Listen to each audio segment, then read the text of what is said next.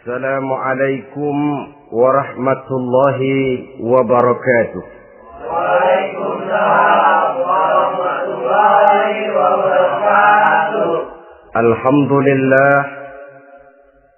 Alhamdulillahillazi anzala al-Qur'an hudan lin-nasi wa bayyinatin minal huda wal furqan.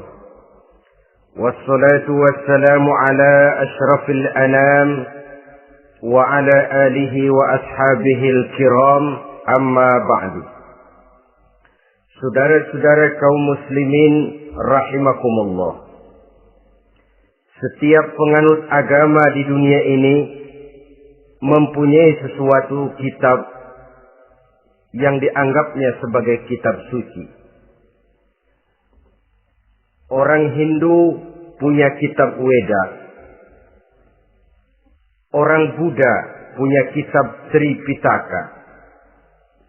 Yahudi mempunyai Taurat. Nasrani mempunyai Injil. Penganut Konghucu punya kitab Tao Te Ching. Orang Majusi punya kitab Zen Avesta. Orang Kebatinan punya kitab Serat Centani, Hidayat Jati, Darmo Gandul, atau Gatoloco. Sementara kita umat Islam oleh Allah diberikan Al-Quranul Karim. Mengapa kita yakini Quran ini sebagai kitab suci? Pertama, ia bebas dari intervensi dan investasi manusiawi. Ia sepenuhnya, baik isi maupun redaksi, adalah produk dari Allah Subhanahu wa ta'ala. Kita yakini Quran kitab suci karena sampai hari ini belum ada seorang pun yang sanggup membuat seperti itu. Suatu kitab hanya dinamakan suci kalau dia bersih dari investasi dan intervensi manusia. Al-Quran ini sejak turunnya 14 abad yang lalu telah menantang. Wa in kuntum fi raibim mimma nazzalna ala abdina fa'tu bi suratin min misli. Apabila kamu ragu-ragu terhadap kebenaran Quran yang kami turunkan kepada hamba kami Muhammad, atau kamu menyangka Quran itu cuma bikinan Muhammad saja, cobalah kamu buat satu surah saja semacam Al-Quran. Apabila kamu tidak mampu melakukannya seorang diri, wada'u syuhada'akum, ajak seluruh teman-temanmu. Sejak tantangan ini turun 14 abad yang lalu, sampai hari ini, tidak seorang pun yang sanggup membuat satu surah saja semacam Al-Quranul Karim. Barangkali belum pernah ada yang coba-coba. Sudah. Di antaranya apa yang dilakukan oleh Musailamah Al-Kadzab. Dia mencoba membuat satu surah semacam Al-Quran yang kalimatnya sudah berbentuk bait-bait syair, tapi isinya jauh panggang daripada api. Yang kedua, kita yakini Quran sebagai kitab suci karena isi dan ajarannya sesuai dengan fitrah manusia. Suatu kitab dinamakan suci kalau ajarannya sejalan dengan fitrah manusia. Misalnya, manusia secara fitrah, kalau dia laki-laki, normal nafsu kepada perempuan, itu fitrah. Perempuan suka kepada laki-laki, itu fitrah.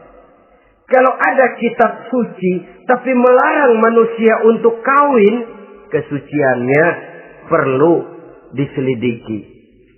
Quran kitab suci sejalan dengan fitrah manusia, maka ia menganjurkan manusia yang mampu untuk melangsungkan perkawinan. Contoh lain, secara fitrah manusia perlu makan. Kalau ada kitab suci yang melarang manusia puasa saja siang malam terus menerus, itu kan sama juga nyuruh orang mati. Quran sesuai dengan fitrah manusia. Maka dalam Islam puasa wisol, puasa ngableng apa itu istilahnya, puasa nyambung, Dari pagi sampai sore, sampai malam, sampai pagi lagi puasa terus. Bukan saja tidak boleh, malah haram hukumnya. Kenapa? Itu bertentangan dengan fitrah manusia. Yang ketiga, kita yakini Quran sebagai kitab suci karena isinya tidak kontroversial. Isinya tidak saling bertentangan satu sama lain. Di ayat manapun, Quran mengajarkan Allah itu Esa. Satu kali dia berkata haram, dia akan tetap berkata haram. Isinya tidak kontroversial. Sebab kalau ada kitab suci, di satu pihak mengajarkan Tuhan Esa, di lain ayat mengajarkan Tuhan 3, di lain ayat lagi mengajarkan Tuhan 4, kitab kacau namanya. Bagaimana suatu kitab bernama suci kalau isinya kontroversial satu dengan lainnya? Dari 3 kriteria inilah kita yakini Quran sebagai kitab suci.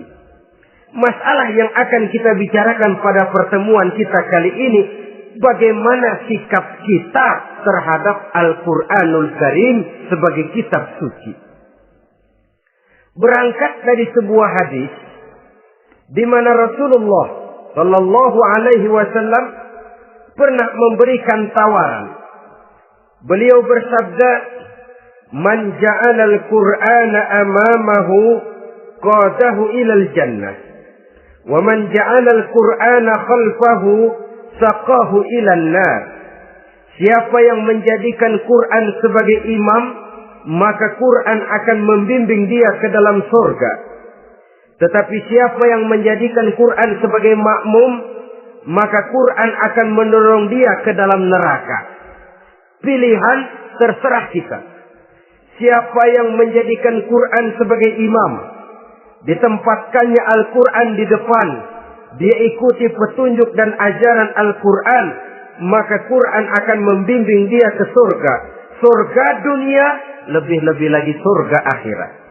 Tetapi sebaliknya, siapa yang menempatkan Quran di belakangnya, dia belakangi Al-Quran, dia belakangi perintah dan ajaran-ajaran Al-Quran, dia perturutkan hawa nafsunya dalam kehidupan ini, maka Quran akan mendorong dia ke dalam neraka. Ya, neraka dunia, lebih-lebih lagi neraka akhirat. Pilihan terserah kita. Saya mau tanya, kira-kira Quran dalam hidup kita jadi imam apa jadi makmum? Imam apa makmum? Kalau Quran jadi imam, artinya kita umat Islam jadi makmum. Resiko dan logika tentu. Makmum harus ngikuti imam. Imam takbir, makmum takbir. Imam ruku, makmum ruku. Imam sujud, makmum sujud. Imam tahiyat, makmum tahiyat. Itu namanya Quran jadi imam, kita jadi makmum. Artinya dalam terjemahannya pada kehidupan, kalau merah kata Quran, merah kita kata. Hijau kata Quran, hijau kita bilang. Ke barat kata Quran, ke barat kita pergi. Ke timur kata Quran, ke timur kita berangkat. Halal kata Quran, halal kata kita. Haram kata Quran, haram kita bilang. Itu Quran imam, kita makmum. Nyatanya kadang-kadang kontras. Nyatanya kadang-kadang paradok. Merah kata Quran, hijau dong kata kita. Halal kata Quran, remeng-remeng kata kita. Ke barat kata Quran, ke timur kita pergi. Dalam praktek kita mau jadi makmum, Quran kita suruh jadi imam. Kita sesuaikan Quran dengan selera kita. Mana-mana ayat yang menguntungkan, mana ayat yang sesuai dengan mau kita, itu yang kita baca kuat-kuat. Itu yang kita canangkan ke tengah masyarakat ramai. Tapi manakala Quran itu bertentangan dengan nafsu kita, bertentangan dengan gaya dan kepribadian kita, kita umpetin itu Quran. Kalau kita cuma umpetin lumayan, kadang-kadang kita tuduh Quran ketinggalan zaman. Kita anggap Quran tidak relevan lagi dengan situasi dan kondisi. Kalau sudah begitu, sudah menyeberang terlalu jauh namanya. Saudara-saudara kaum muslimin rahimakumullah. Inilah makna hadis Nabi yang diriwayatkan dari Imam Ali bin Abi Thalib, bersabda Rasul, "Man qara'al Qur'ana fastazharahu fa ahalla halalahu wa harrama haramahu adkhalahul jannah."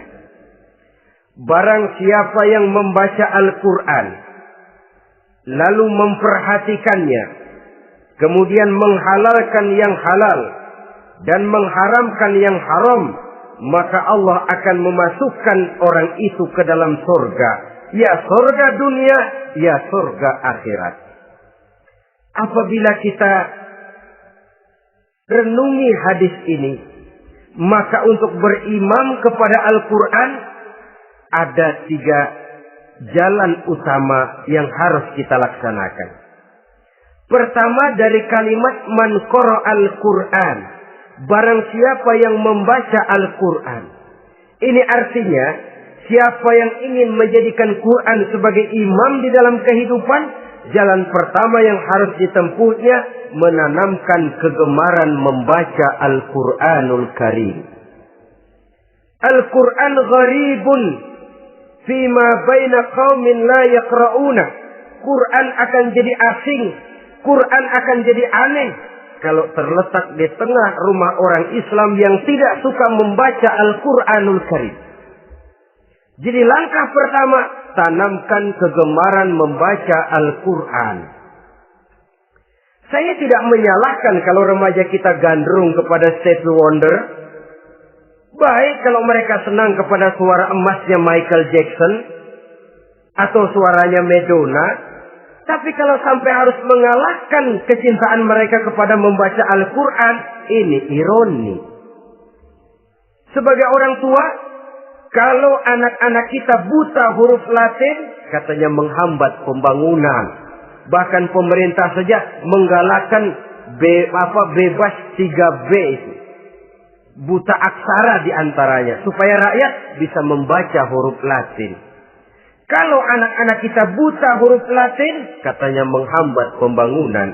Bagaimana kalau anak-anak kita buta huruf Quran? Jelas saja menghambat proses kesadaran dan kebangkitan dari dunia Islam itu sendiri. Satu contoh ringan. Dulu sebelum pembangunan merata, listrik belum lagi masuk desa, kampung gelap, rumah pakai lampu minyak. Kalau kita masuk kampung, terasa banyak orang Islam. Kenapa? Di rumah sebelah sana kita dengar anak muda sedang latihan baca rawi. Sebelah sini ibu-ibu sedang selawatan. Di rumah sana remaja sedang baca Quran. Pembangunan maju, listrik masuk desa. Alhamdulillah. Tapi apa yang kemudian terjadi? Proses pergeseran nilai. Setelah listrik masuk desa, radio main kenceng-kencengan. Televisi main gede-gedean. Baca Quran sudah barang aneh, langka. Tengoklah sekarang kalau kita masuk kampung, ada yang remaja sedang baca Quran. Rasanya kok aneh, nggak umum. Sesuatu yang baik malah menjadi nilai-nilai keanehan. Saudara-saudara kaum muslimin rahimakumullah, tanamkan kegemaran membaca. Dalam satu hadis Nabi pesan, nawiru buyutakum bitilawatil Quran. Sinari rumah tanggamu dengan bacaan Quran. Sebab listrik ini cuma bisa menerangi gelap, tapi tidak akan sanggup menerangi hati manusia. Quran produk Allah dibaca dalam segala keadaan, tepat dan pantas. Lihat saja, orang sedih baca Quran, terhibur. Orang gembira baca Quran, tidak lupa diri. Di rumah mewah ada yang baca Quran, bagus. Di gubuk reot di pinggir kali ada yang baca Quran, cocok. Orang kawin dibacakan Quran, bagus. Orang mati dibacakan Quran, tidak jelek. Dalam segala keadaan, in all season, bahasa kerennya, dia pantas dibaca. Saudara-saudara, bahkan orang sakit gigi pun kalau dengar baca Quran, tidak marah. Coba lihat. Dia senang benar lagu Michael Jackson, tapi giliran sakit gigi, coba setelin lagu Michael Jackson. Kalau nggak mencah-mencah, kamu gila apa nggak tahu saya lagi sakit gigi? Tapi coba bacakan Quran, dia pasti tidak marah. Begitu besar daya pengaruhnya. Bahkan Abu Jahal sama Abu Lahab pernah rapat. Kata Abu Jahal sama Abu Lahab, Mas Lahab, gini loh Mas. Kenapa? Ini saya pikir-pikir salah satu yang menyebabkan kenapa saudara kita banyak ikut ajaran Muhammad. Mereka kalau sudah dengar bacaan Quran terpesona. Jadi kita blokir saja. Caranya gimana? Kasih pengumuman kepada Quraisy, jangan sekali-kali mau dengerin Muhammad baca Quran. Kamu juga jangan. Dan kamu, saya pun begitu. Mari kita janji, tidak mau dengar bacaan Quran. Salaman. Pulang ke rumah masing-masing. Dapat 1 hari tahan, 2 hari bertahan, 3 hari, seminggu ke atas. Abu Jahal mulai ada semacam rindu. Kangen pengen dengar ayat Quran. Karena secara pribadi dia mengakui keindahan gaya bahasanya jauh lebih tinggi dari kemampuan penyair Quraisy. Isi ajarannya sangat dalam dan menyentuh segi-segi kehidupan manusia. Gak tahan Abu Jahal kayak dikilikin hatinya. Keluar rumah mindik-mindik, umpet-ngumpet. Ngempet di rumah Nabi. Pengen dengar Nabi baca Quran. Rupanya Abu Lahab sama. Pikir Abu Jahal, Abu Lahab gak bakalan keluar. Abu Lahab berpikir, Jahal pasti di rumah. Dua-duanya bareng berangkat ke rumah Nabi. Cuma yang satu dari sebelah barat, yang satu dari sebelah timur. Ngempet, ketemu di sudut, sama-sama kaget. Jahal, loh kamu Lahab? Iya, kamu ngapain? Lah kamu ngapain? Akhirnya sama-sama malu. Sama-sama tidak bisa menahan diri. Akhirnya sama-sama ngakuin. Bagaimanapun kita harus akui bahwa Al-Quran ini mengandung daya pesona yang sangat luar biasa. Itu dari segi bacaan. Belum lagi dari segi ajaran. Belum lagi dari segi isi. Tanamkan kegemaran membaca Al-Quran. Sampai-sampai Nabi katakan, Innal ladzi laisa fi jawfihi syai'un minal Quran kal baitil kharib. Orang yang dari tenggorokannya belum pernah keluar ayat Quran barang sepotong pun, belum pernah ngaji barang seayat pun, itu orang kata Nabi kal baitil kharib, kayak rumah kosong. Rumah kan kalau kosong biar bagus, mewah, besar, perabotannya lengkap. Kalau kosong angker. Setan kuntilanak memedi betah benar di situ. Saudara-saudara kaum muslimin rahimakumullah. Dalam satu percontohan Nabi mengatakan begini. Masalul mu'minil ladzi yaqra'ul Qur'an kamasalil utrujah. Rihuha thayyibun wa ta'muha thayyibun. Orang mukmin yang suka membaca Quran adalah ibarat buah utrujah. Baunya wangi, rasanya lezat. Kira-kira kalau di negeri kita buah apa utrujah itu? Semacam jeruk yang manis lah. Sudah baunya wangi, rasanya enak. Itu buah itu. Orang mukmin yang suka baca Quran kayak buah itu. Baunya wangi, rasanya enak. Artinya syiarnya hidup, isinya memang orang mukmin. Sebaliknya, wa masalul mu'minil ladzi la yaqra'ul Qur'an kamasalit tamrah la riha laha wa ta'muha hulwun. Orang mukmin yang tidak suka baca Quran kayak korma. Rasanya emang manis, cuman kagak ada baunya. Artinya apa? Syiarnya kurang. Kalau orang belum tapi kenal kan kagak mau makan korma. Kenapa? Nggak ada baunya. Daya tariknya kurang, walaupun rasanya enak. Kalau daya tariknya nggak ada, kan nggak ada iklannya, tidak ada syiarnya. Itu orang mukmin yang tidak suka membaca Quran. Ibarat buah, nggak ada baunya, walaupun rasanya enak. Orang kurang tergerak, kurang syiar, kurang daya tarik.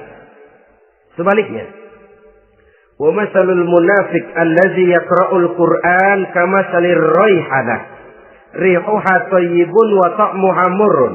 Orang munafik yang suka baca Quran seperti buah raihanah. Apa itu?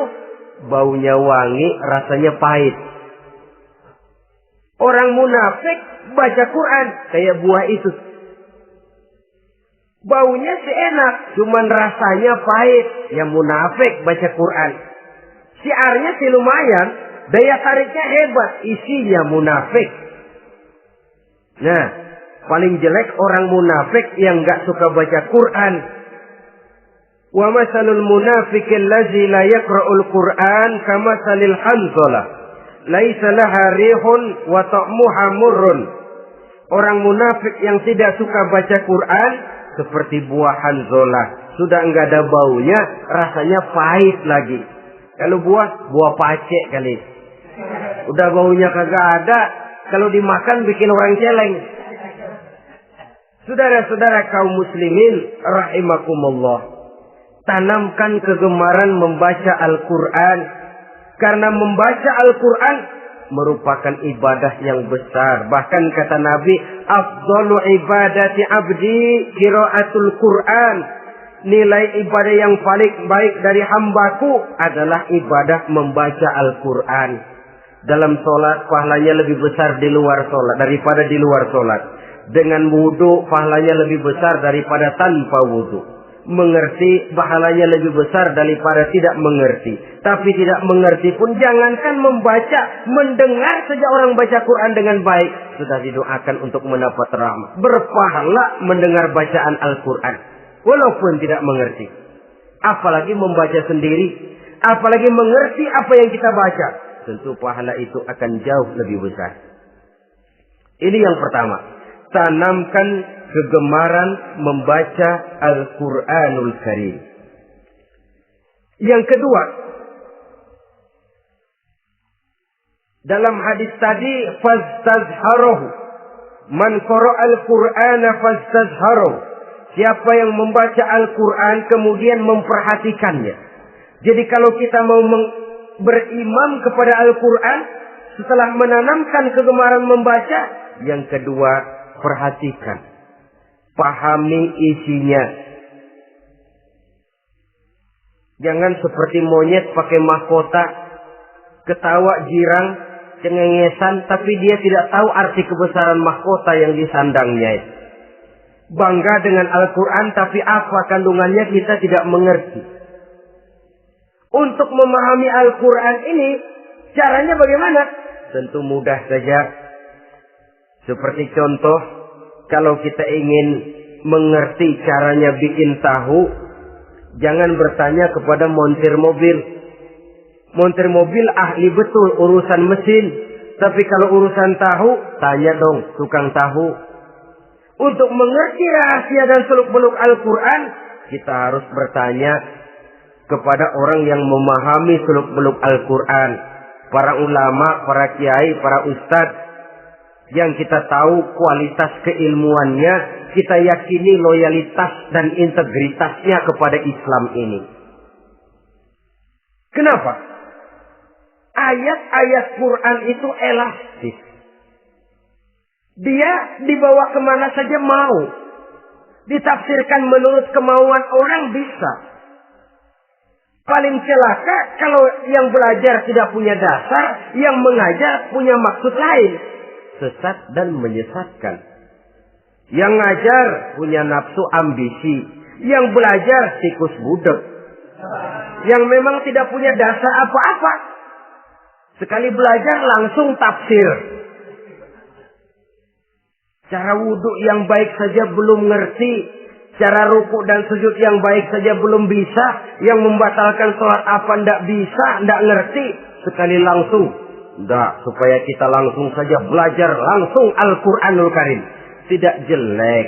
Cuma akan lebih baik kalau sebelumnya ada unsur penunjang dari nilai-nilai keilmuan dalam Islam ini. Disinilah perlunya menghidupkan majelis-majelis taklim. Sebab kalau Al-Quran hanya dipahami dan dikutak-kutik menurut maunya rasio saja, kekuatan rasio terbatas. Saya akan khawatir nantinya akan timbul pendapat-pendapat di mana Al-Quran disesuaikan dengan otak.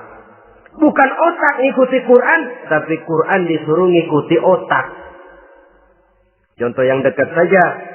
Kalau saudara ngukur kayu pakai meteran, itu kira-kira meteran ikut kayu, apa kayu ikut meteran?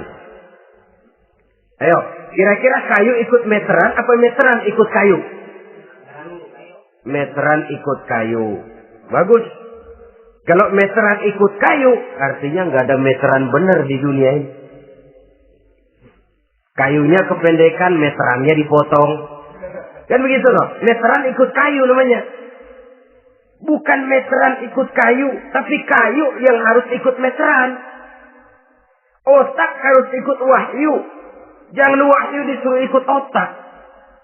Manusia ikut Quran, jangan Quran disuruh ikut manusia. Dan kaum orientalis, ya, orang barat di luar Islam yang mendalami, mempelajari Islam dengan tujuan mencari kelemahan Islam untuk menghantam umat Islam. Itu sengaja mencari ayat-ayat yang mereka kumpulkan untuk menghantam umat Islam. Supaya mereka meragukan Qur'annya untuk kemudian pada suatu saat meninggalkan Qur'an sama sekali. Timbullah pendapat ada ayat Quran yang sudah tidak sesuai lagi katanya dengan situasi dan kondisi. Seolah-olah otak manusia sudah jauh lebih pintar daripada Al-Quranul Karim. Saudara-saudara kaum muslimin rahimakumullah. Inilah yang kita berlindung dari Allah. Sebab secara demikian dengan kata lain kita secara tidak sadar sudah mengurangi kemahamutlakan dan kesempurnaan dari Allah Subhanahu wa taala. Untuk memahami Al-Qur'an maka kita harus bertanya kepada ahlinya, mengaji, menghidupkan majelis-majelis taklim. Jangan sampai Al-Qur'an menjadi awam di tengah masyarakat Islam sendiri. Ini jalan yang kedua, memahami isinya. Sehingga dengan demikian, manakala Al-Quran dibacakan orang, pemikiran kita tidak lagi terpusat kepada kemerduan suara orang yang membaca, tapi tertuju kepada isi yang dikandungnya. Sehingga dalam kondisi semacam itu, boleh jadi tiap kali dibacakan Al-Quran, nilai iman makin tambah. Kita dengar orang baca, Alam taro kaifa fa'ala rabbuka bi ashabil fil. Terbayang oleh kita bagaimana Raja Abrahat dengan pasukannya mau menghancurkan Ka'bah. Bagi Allah cukup menurunkan burung ababil, hancur lebur Abrahat, raja besar dengan seluruh pasukan gajahnya, berantakan dibuatnya cuma dengan burung ababil. Allah Maha Besar, Allah Maha Kuasa. Tambah iman. Kalau tidak, ya seperti yang banyak terjadi. Quran menceritakan azab, kita malah kesenangan. Walakum azabun alim. Kamu akan mendapat azab yang pedih. Kita teriak di pojokan, toyib, toyib. Allah, alhamdulillah. Digambarkan azab malah baik-baik. Bahwa kita suka, kita gemar kepada bacaan Quran dengan suara yang merdu, alhamdulillah. Akan lebih baik lagi kalau kita mengerti apa yang dibacanya. Sebab perintah membaca tersirat makna perintah untuk memahami. Perintah memahami tersirat makna untuk mengamalkan. Dengan kata lain, kita hanya bisa mengamalkan Quran dengan baik kalau kita mengerti isinya. Kita hanya bisa mengerti isinya kalau kita rajin membacanya. Baik membaca yang tersirat, baik membaca yang tersurat dengan petunjuk para alim ulama, para kiai, dan orang-orang yang ahli di bidang itu. Saudara-saudara kaum muslimin rahimakumullah, inilah jalan kedua. Upayakan memahami isinya. Hidupkan kajian-kajian agama, hidupkan majelis-majelis taklim. Jangan sampai Al-Quran asing di hati kita sendiri. Jangan sampai kita awam terhadap makna kandungan dan ajaran Al-Quran. Sementara kita yakini bahwa dialah yang akan bisa membimbing kita menuju kebahagiaan sejak dari dunia sampai ke akhirat nanti.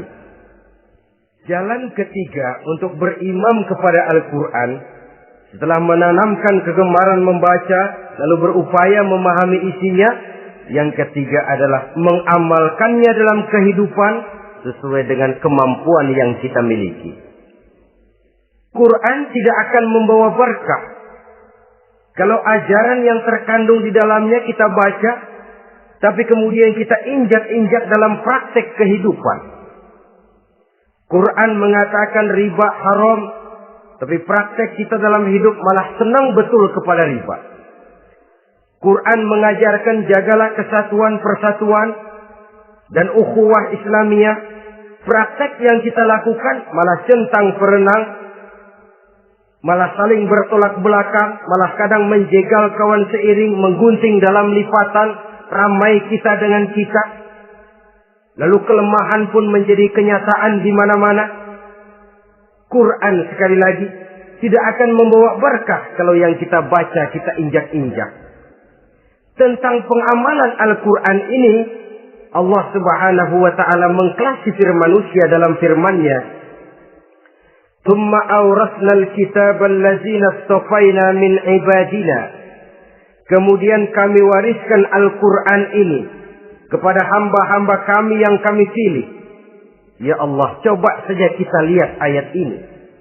Quran kitab pilihan, diberikan kepada umat pilihan, yaitu kita-kita ini. Lalu bagaimana umat pilihan ini setelah menerima Al-Quran? Terbagi dalam 3 kelompok besar. Pertama kata Allah, faminhum zalimun li nafsihi. Di antara mereka ada yang setelah menerima Al-Quran kemudian zalim kepada dirinya sendiri. Artinya hanya mulutnya saja yang menerima Al-Quran, tapi perbuatannya menginjak-injak Al-Quran. Orang semacam ini tidak zalim kepada Allah, tidak zalim kepada Rasulullah, tetapi orang semacam ini zalim kepada dirinya sendiri. Dia terima Quran dengan mulutnya, tapi dia injak-injak Quran dengan perbuatannya. Na'udzubillah summa na'udzubillah. Kelompok yang kedua, faminhum muqtasid. Di antara mereka ada yang setelah menerima Al-Quran lalu muqtasid. Muqtasid ini 50-50. Ngambil jalan tengah. Ajaran Quran dipakai, ajaran setan dikerjain. Artinya juga perintah Quran oke, larangan Quran ho-oh. Saudara-saudara, malaikat bingung bagaimana montennya nih anak ini. Perintah Quran dikerjain, larangan Quran juga dikerjain. Ini muqtasid. Nah, yang ideal adalah golongan yang ketiga kata Allah, wa minhum sabiqun bil khairati biiznillah. Di antara mereka ada lagi yang setelah menerima Al-Quran lalu berlomba-lomba melaksanakannya, berlomba-lomba mengamalkan kebaikan, dan itu hanya bisa terjadi biiznillah, dengan izin dari Allah. Hidayah, saudara-saudara. Berapa banyak orang yang mengerti Quran tapi hidupnya jauh dari cahaya Quran. Berapa banyak orang yang ahli Quran tapi cahaya Quran tidak menerangi kehidupannya. Berapa banyak orang yang ahli hukum tapi bikin bingung masyarakat dengan fatwanya. Saudara-saudara kaum muslimin, kenapa bisa terjadi? Itu tidak ada hidayah, tidak biiznillah, tidak ada izin dari Allah. Maka bisa membaca Quran, alhamdulillah. Bisa memahaminya, kita bersyukur kehadirat Allah. Lebih penting dari itu, kita mohon hidayah agar bisa mengamalkannya sesuai dengan kemampuan kita. Saudara-saudara kaum muslimin rahimakumullah. Mana yang lebih banyak di zaman kita sekarang ini? Kita bisa analisa. Ada yang menerima Quran hanya dengan mulutnya saja. Kalau ditanya, Tuhanmu siapa? Allah. Kiblatmu mana? Ka'bah. Saudaramu siapa? Umat Islam. Kitab sucimu apa? Quran. Kamu bisa baca? Enggak. Ya, kalau cuma tidak bisa baca, barangkali kadang-kadang Quran saja pun tidak punya. Ini yang ironi, ini yang menyedihkan. Saudara-saudara kaum muslimin rahimakumullah. Tanpa melaksanakan konsepsi Al-Quran di dalam kehidupan, maka kesenangan kita membacanya, pengertian kita tentang Al-Quran barangkali tidak akan bisa berbuat terlalu banyak di dalam kehidupan. Maka sekarang ini sudah ada terjemahan Quran dalam bahasa Indonesia, dalam bahasa daerah, dalam bahasa Inggris, Belanda, bahkan Jerman, yang masih harus terus dan selalu ditingkatkan terjemahan Quran di dalam kehidupan. Dengan kata lain, kita umat Islam menunggal dengan Quran kita. Jangan cuma jadi kebanggaan Islam tinggi, tidak ada yang lebih tinggi dari Islam. Quran kitab suci, tidak ada yang bisa menandinginya. Qurannya, tapi umatnya, kadang-kadang kita ini jauh panggang daripada api. Kita bersyukur musabaqah tilawatil Quran dihidupkan dengan biaya bermiliar rupiah. Sejak dari tingkat kelurahan, kecamatan, wali kota, provinsi, sampai kepada tingkat nasional. Untuk menanamkan kegemaran membaca Quran. Setelah itu, hendaknya diadakan peningkatan dengan upaya memahaminya. Sehingga pada suatu saat, boleh kita adakan musabaqah pengamalan Quran. Hadiahnya sudah langsung dari Allah sendiri.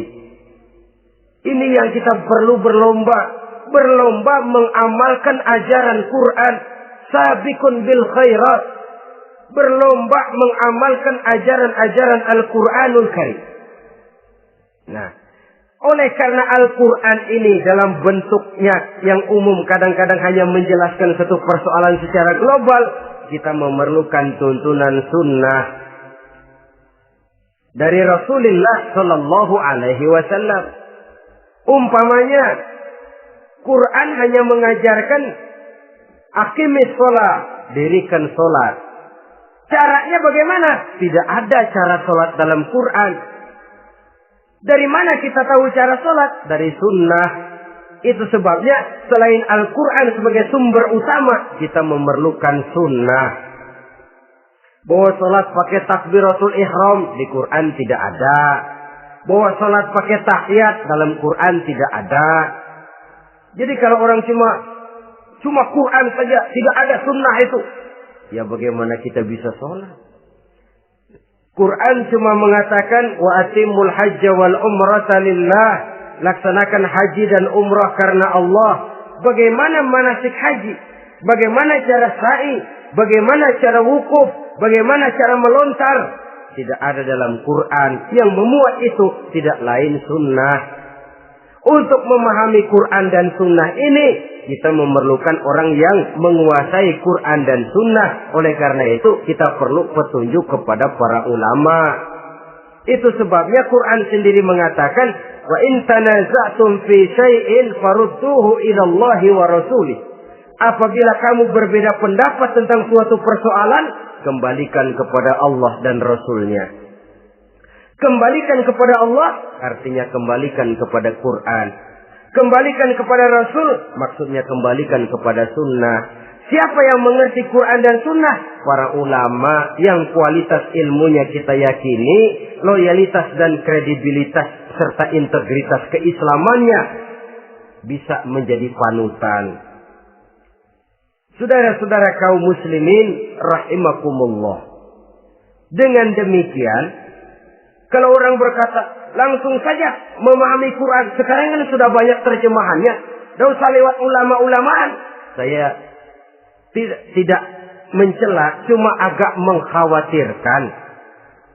Kalau dia memahami Quran cuma sekedar lewat terjemahannya saja, sangat mungkin jadi dia bisa salah paham. Kita memerlukan bantuan sunnah. Kita memerlukan petunjuk para ulama yang menguasai di bidang itu. Kembalikan kepada Quran dan sunnah artinya bertanya kepada orang yang memahami Quran dan sunnah.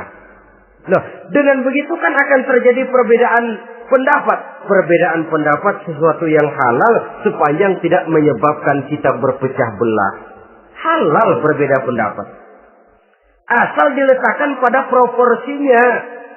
Apalagi kalau perbedaan pendapat itu cuma masalah teknis, bukan masalah prinsip. Kenapa tidak pulang saja kepada tuntunan Quran? Lana a'maluna walakum a'malukum. Kami akan mengamalkan amalan yang kami yakini benarnya. Saudara persilahkan mengamalkan amalan yang saudara yakini benarnya. Sama-sama punya alasan, sama-sama punya dalil. Tidak usah saling menyalahkan. Tidak usah saling mengklaim, merasa yang paling benar, orang lain salah semua. Kemukakan argumen, jangan sentimen. Harus dengan semangat mencari kebenaran, bukan untuk mencapai kemenangan. Kalau sentimen lebih penting dari argumen, kalau kemenangan lebih diutamakan dari mencari kebenaran, yang berlaku kadang-kadang gengsi. Kalau sudah gengsi, yang bicara emosi.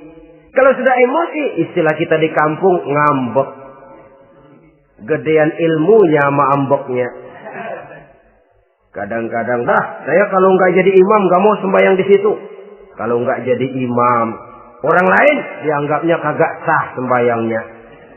Pokoknya kalau nggak ngaji sama saya, Islamnya kurang benar. Mengklaim. Perbedaan pendapat wajar, halal, asal tidak menyebabkan kita berpecah belah. Dan sewajarnya kita lebih berusaha mencari titik pertemuan, memperbesar persamaan, dan bukan mengutak-utik perbedaan. Kadang-kadang inilah penyakit kita nih. Satu kunut, satu tidak sembahyang subuhnya. Bisa RT. Satu usoli, satu tidak, bisa RW. Satu azan sekali Jumatan, satu dua kali, bikin masjid lagi. Kenapa bukan persamaannya yang dicari? Kenapa justru perbedaannya yang diperbesar? Yang masalah macam ini sampai kiamat tidak pernah selesai. Kan lebih baik kalau kita ditanya orang, Pak, sholat subuh itu pakai kunut apa tidak sih? Kalau saya pakai. Kalau yang tidak pakai kunut bagaimana Pak? Betul, kata yang tidak pakai. Jadi yang pakai kunut betul, betul karena saya pakai kunut. Yang tidak juga betul, betul kata yang tidak pakai. Kalau yang kunut betul, yang tidak kunut betul, lalu yang salah yang mana Pak? Yang salah yang subuh nggak sembahyang. Lebih objektif, proyek garapannya ada, umat tidak berpecah belah. Yang konyol kadang-kadang khutbah Jumat pakai membongkar khilafiyah, menghantam tahlil, menghantam kunut.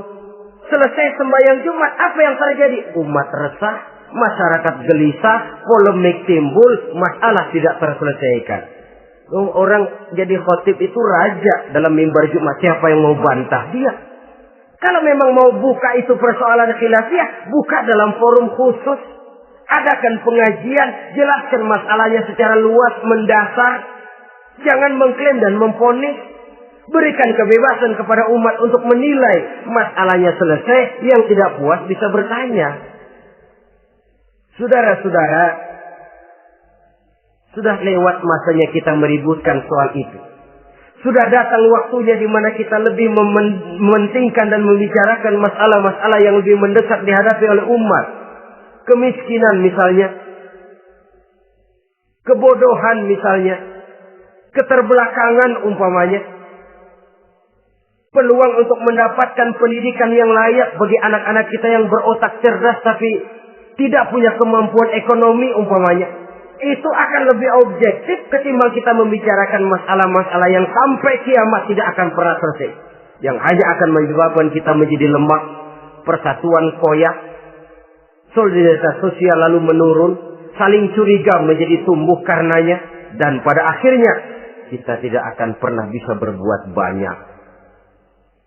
Untung kalau tidak menjadi tertawaan bagi orang yang berdiri di luar pagar. Saudara-saudara kaum muslimin rahimakumullah. Sekali lagi, Al-Quran tidak akan membawa berkah kalau yang kita baca, kita injak-injak. Oleh karenanya, untuk berimam kepada Quran ini, sekali lagi pertama, tanamkan kegemaran membaca. Yang kedua, upayakan memahami isinya melalui bimbingan orang yang ahli bidang itu. Yang ketiga, amalkan sesuai dengan kemampuan. Sebab itu ada prinsip, kalau isi suatu hadis nampaknya bertentangan dengan otak, kesohihan hadis itu boleh diperiksa. Tapi kalau ayat Quran nampaknya bertentangan dengan otak, otaknya yang harus diperiksa.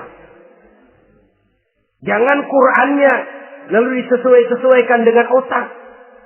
Sebab kalau kita sudah berani berteori, ada ayat Quran yang tidak sesuai dengan keadaan. Ayat yang mana? Yang ini. Tahun depan tambah lagi. Tahun depan tambah lagi. Makin lama makin habis Al-Quran itu. Yang perlu diperbarui cara kita memahami Quran. Bukan dengan mengemukakan teori ayat Quran kehilangan relevansi. Cara kita memahami barangkali yang kurang relevan.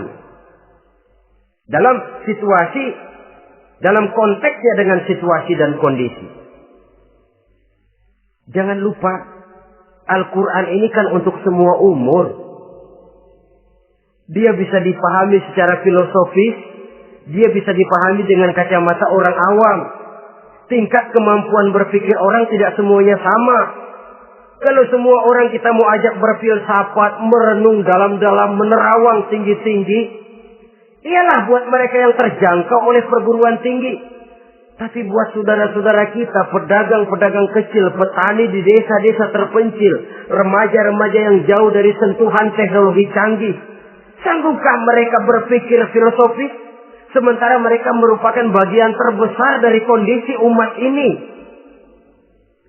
Saudara-saudara kaum muslimin, oleh karenanya ditentang membaca, memahami dan mengamalkan, Rasulullah Sallallahu Alaihi Wasallam pernah memberikan sugesti. Beliau bersabda, "In aradtum aisas su'ada," apabila kamu menginginkan kehidupan yang bahagia, hidup seperti hidupnya orang-orang yang bahagia, dan tentu ini keinginan kita semua. Wa mautas syuhada, dan menginginkan mati sebagai matinya para syuhada, para pahlawan pembela agama, orang yang mati syahid. Wah, ini sudah tidak duanya ini. Hidup mulia, mati syahid. Dapat dua-duanya. Wan najata yaumal hasri, dan ingin mendapat keselamatan pada hari hasyar, hari pengumpulan manusia di padang mahsyar. Wa zilla yaumal harri, dan mendapat perlindungan dari Allah pada hari yang sangat panas. Wal huda minadh dhalalah, dan mendapat petunjuk dari kesesatan. Nah, ini keinginan semua orang. Kan yang kita cari apa sih? Hidup bahagia. Biar ndak kaya asal bahagia, sudah enak. Lalu apa lagi? Matinya sebagai syahid. Kemudian di hari pengumpulan nanti mendapat keselamatan. Lalu pada saat orang lain kepanasan kita mendapat perlindungan. Kemudian orang lain kebingungan kita mendapat petunjuk. Kalau ini yang diinginkan kata Nabi, resepnya fa'adimu qiraatal Quran. Maka lazimkan, biasakan olehmu membaca Quran. Tidak ada terlambat. Idealnya memang dari kecil, sebab lidah kalau sudah kaku berat. Disuruh baca innallaha laghaniyun hamid. Lidahnya berat. Innallaha lampuniyun hamid. Lampuniyun. Laghaniyun jadi lampuniyun. Lidah itu kalau sudah berat ya memang berat.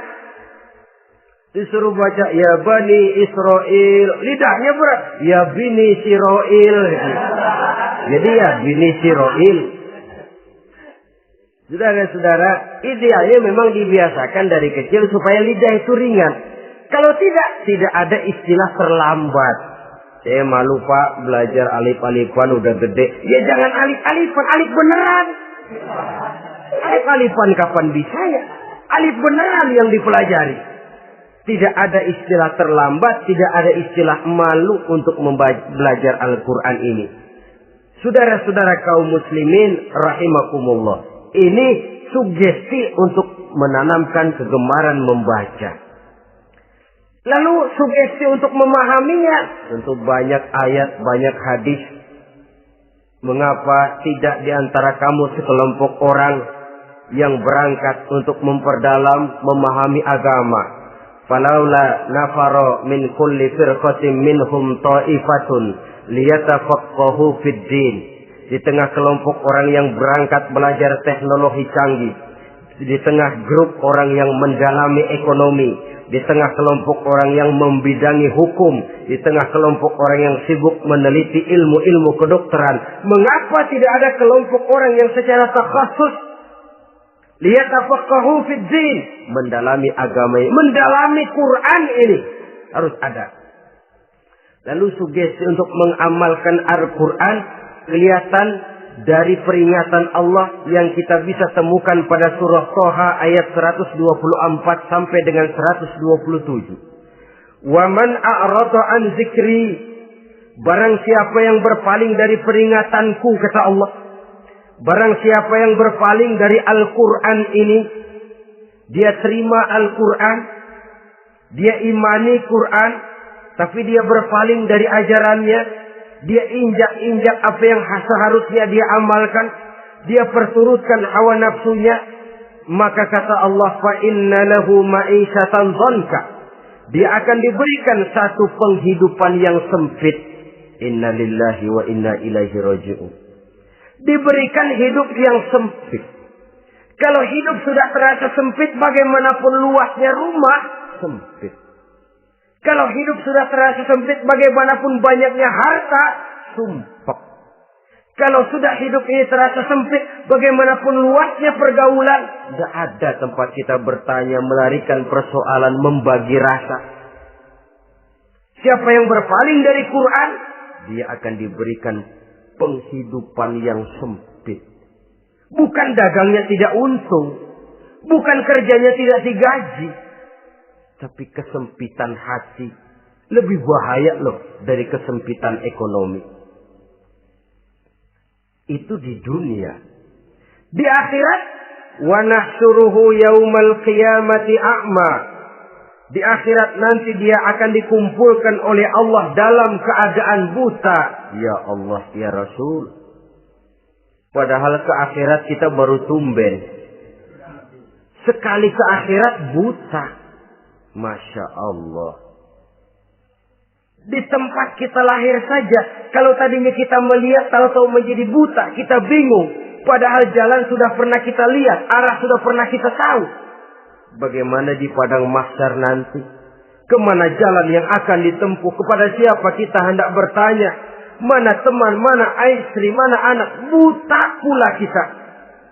Satu kesengsaraan yang merupakan puncak kesengsaraan. Dikala itu orang yang semacam tadi protes. Rabbi, lima hasyartani a'ma wa qad kuntu basira. Wahai Allah, kenapa hari ini saya dikumpulkan dalam keadaan buta?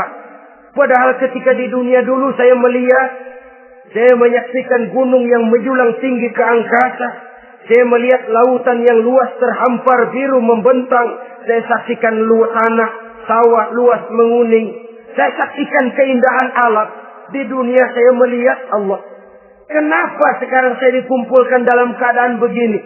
Protes dia, tidak terima dia. Allah jawab, kadzalika atatka ayatuna fanasitaha. Kata Allah, begitulah memang. Dahulunya waktu di dunia telah datang ayat-ayat kami kepadamu.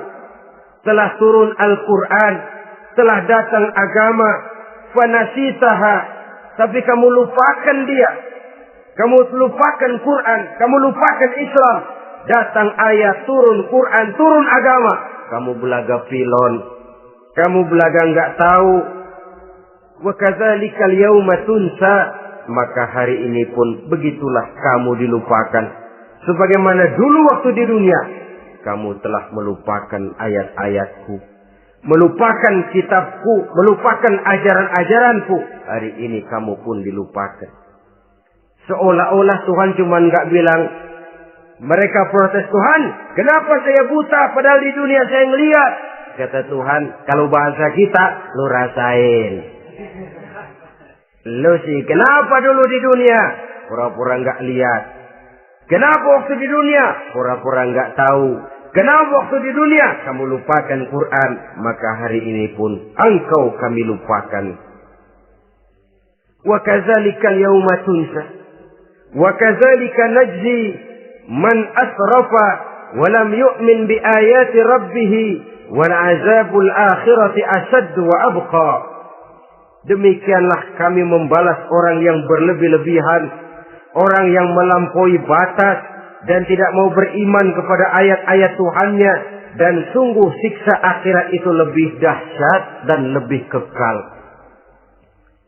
Siksa dunia mungkin kelaparan, kekurangan ekonomi, kekurangan pakaian, tapi berapa hari paling lama seumur manusia? 70 tahun umur kita, ya paling lama begitulah. Tapi siksa akhirat, kesengsaraan akhirat, kesengsaraan neraka, asyaddu wa abqa, lebih dahsyat dan lebih kekal. Di zaman sekarang orang bukan cuma berbuat potong kompas, berpikir pun potong kompas, berpikir pun ngambil jalan pintas. Dia lebih memilih kesenangan yang sedikit dengan mengorbankan kesenangan yang abadi. Dia mengejar surga yang sebentar dengan menghancurkan surga yang kekal. Dicarinya surga dunia, hidup cukup, rumah bagus, makan bagus, pakaian bagus, istri bagus, dengan menghalalkan segala macam cara, berpaling daripada kehidupan agama, lalu menginjak-injak Al-Quranul Karim. Kita berlindung kepada Allah, jangan sampai dimasukkan dalam kelompok yang di akhirat nanti dibangkitkan dalam keadaan buta. Na'udzubillah summa na'udzubillah. Di sini kita terkesan dengan apa yang dikatakan Sayyid Muhammad Abduh, al-Islam mahjubun bil muslimin. Kebesaran Islam kadang-kadang tertutup oleh tingkah laku umat Islam sendiri. Keluhuran dan kesempurnaan Al-Quran tertutup oleh kebodohan umat Islam. Sedangkan untuk mengungkapkan rahasia Al-Quran ini diperlukan keahlian yang kompleks. Saudara yang di Fakultas Teknik belajar teknologi, buka rahasia Quran di bidang teknologi. Saudara yang di bidang kedokteran, buka rahasia Al-Quran di bidang kedokteran. Saudara yang ahli geologi, pelajari struktur kulit bumi dengan mengungkap rahasia Al-Quran. Sehingga pengkajian kita tentang teknologi, pengkajian kita tentang angkasa luar, pengkajian kita tentang anatomi manusia akan berakhir kepada subhanaka ma khalaqta hadza batila. Ya Allah, tidak satu pun yang engkau ciptakan ini sia-sia. Perut bumi mengandung minyak, timah, kekayaan yang berharga untuk manusia. Mempelajari angkasa luar bisa memahami musim dan menyelamatkan manusia. Mempelajari rimba belantara, teknologi canggih, akhirnya akan memperkuat nilai-nilai iman. Menerjemahkan ajaran Quran lewat disiplin ilmu yang kita kuasai masing-masing, untuk kemudian bekerja sama bahu-membahu dalam rangka mengimani Al-Quran, mengamalkan Al-Quran, dan mengawal keluhuran Al-Quranul Karim yang atas dasar tuntunannya kita hidup, untuknya kita berjuang, dan dalam bimbingannya kita ingin kembali menghadap Allah Subhanahu wa Ta'ala. Inilah pertemuan yang singkat ini. Mudah-mudahan kita diberikan kekuatan oleh Allah untuk berimam kepada Al-Quran, menjadikannya sebagai pedoman utama di dalam kehidupan kita. Terima kasih atas segala perhatian. Mohon maaf atas segala kekurangan. Usikum wa nafsi bitaqwallah. Wassalamualaikum warahmatullahi wabarakatuh.